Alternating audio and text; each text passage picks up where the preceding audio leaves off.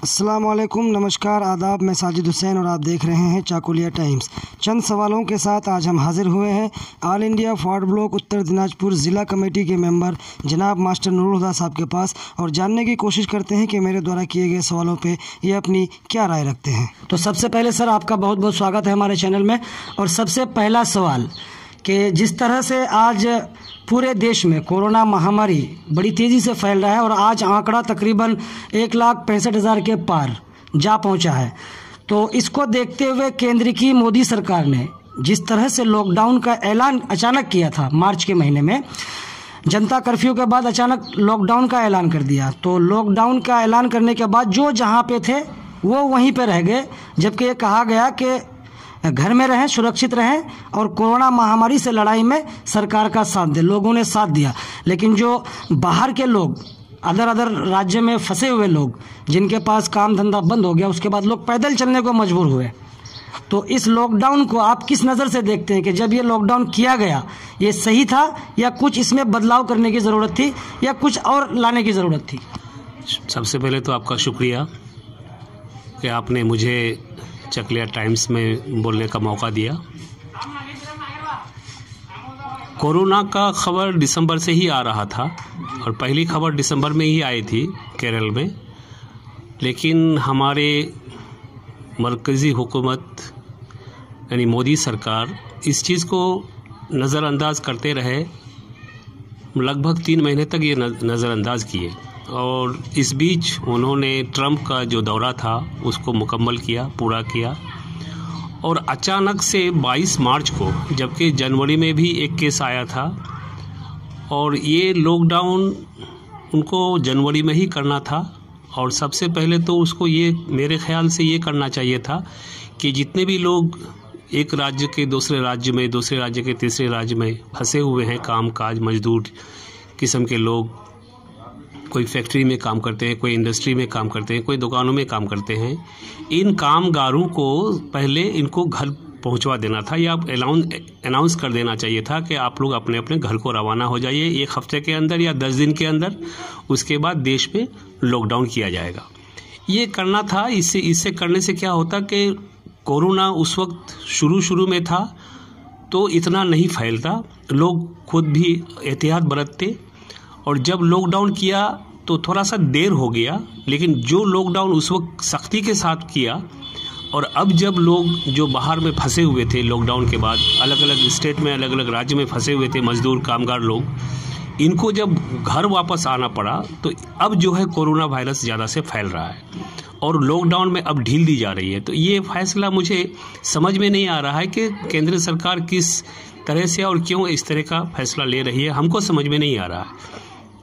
जहाँ तक रहा सवाल राज्य सरकार की, हमारी सीएम ममता बनर्जी की, तो उन्होंने भी अपने तौर पर जो भी फैसला लिया है, जो भी काम किया है, उन्होंने बहुत अच्छा किया है। लेकिन एक जो माने लोगों के साथ जो एक पॉजिटिव ये होना चाहिए कि जो भी जहाँ भी लोग हैं उनका जो कोरोना का जो टेस्ट है, वो टेस्ट और ये किट नहीं होने की वजह से बहुत सारे कोरोना और ज़्यादा फैल रहे हैं। केंद्र सरकार भी इस चीज़ में काफ़ी नरमी बरता है, स्टेट गवर्नमेंट भी इस चीज़ में काफ़ी नरमी बरता है। लोग घरों में बंद पड़े रहे, लेकिन अगर एक टेस्ट हो जाए कि नहीं इन कहाँ कोरोना है, कहाँ नहीं है, इसका अगर टेस्ट हो जाए और कोरोना हॉस्पिटल जिस तरह से बनाया है जगह जगह पर ये किया जाए, लोगों को क्वारंटाइन में भेजा गया, लेकिन वहाँ पर क्वारंटाइन में उस तरह का व्यवस्था कहीं नहीं है।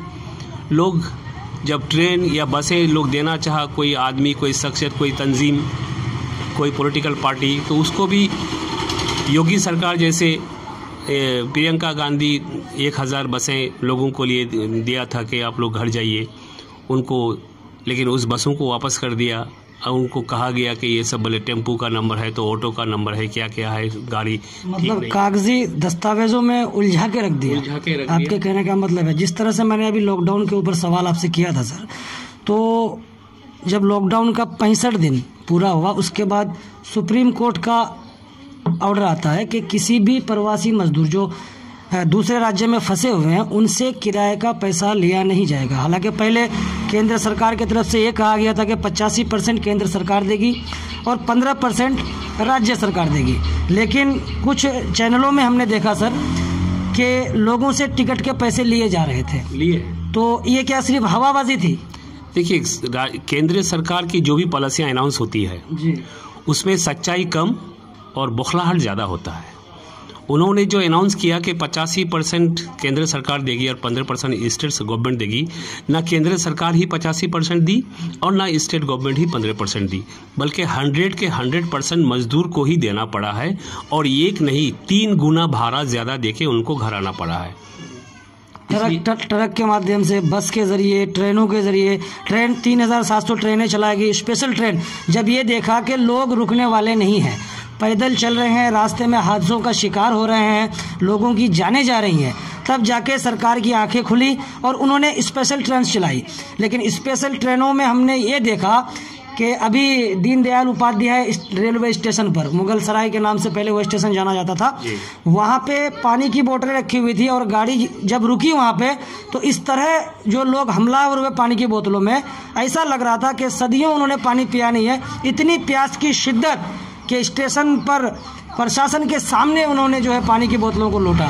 तो इस तरह की व्यवस्था, इस पर आप सरकार से क्या कहेंगे सर? नहीं, देखिए, इस तरह की व्यवस्था, देखिए, लोग खुद से जब रवाना होने लगे अपने अपने घरों की तरफ, तब प्रशासन अलग अलग सोशल मीडिया में जब ये बातें फैलने लगी तो इन्होंने कुछ व्यवस्था की कि ट्रेनों को दिया जाए।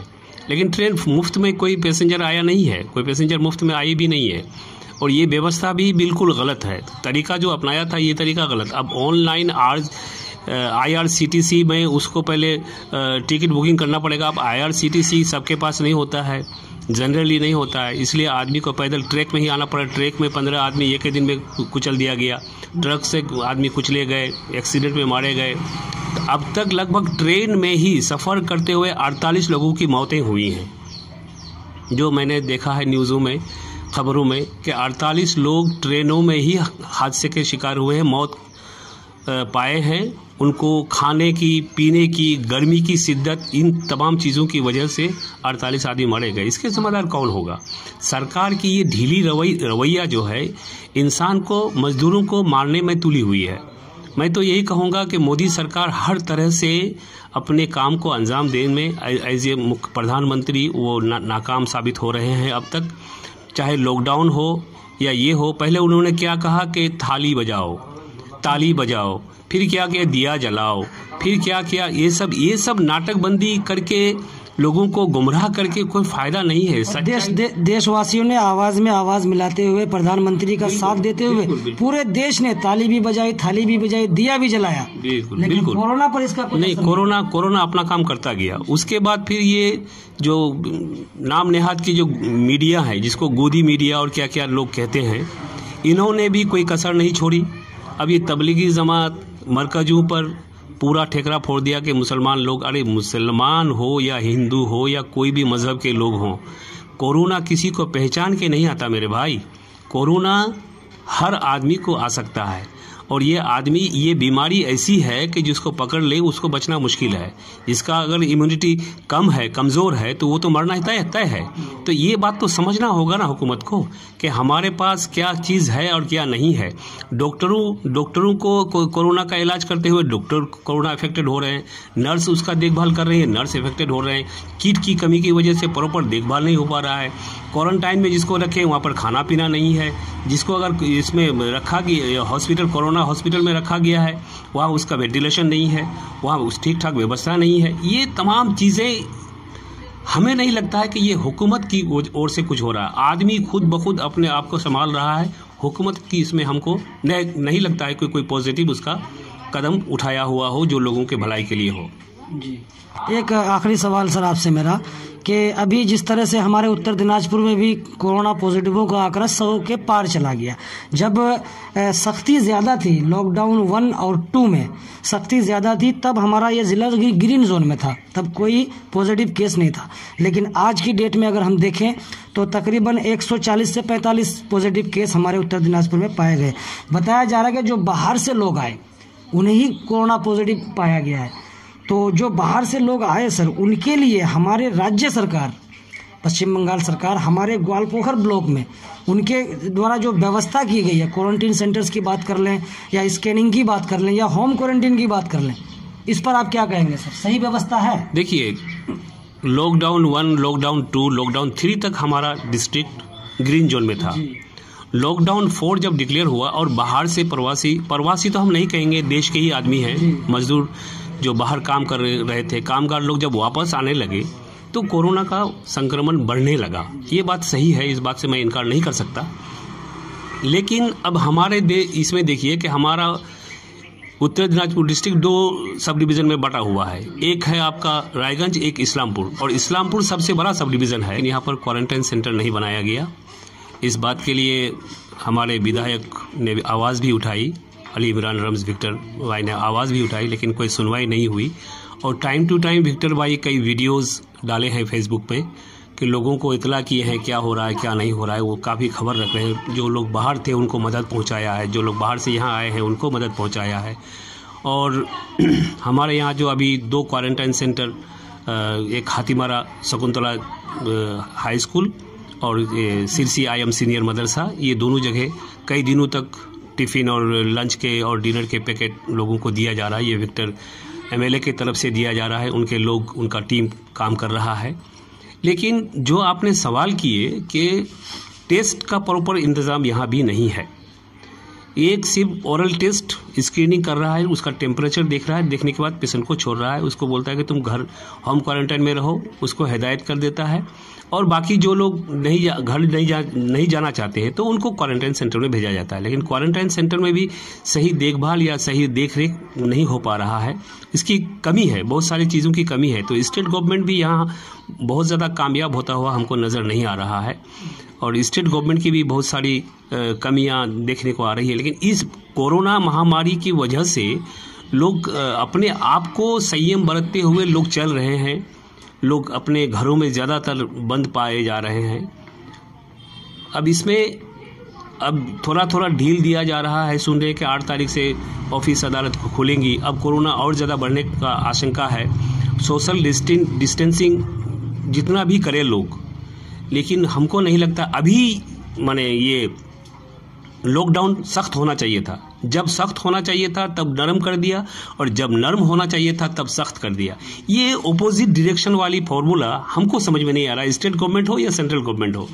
जब इसको सख्ती से पालन करने की ज़रूरत थी तो उस वक्त नरम कर दिया गया, और जब नरम करके लोगों को घर वापस करना था तब सख्त कर दिया।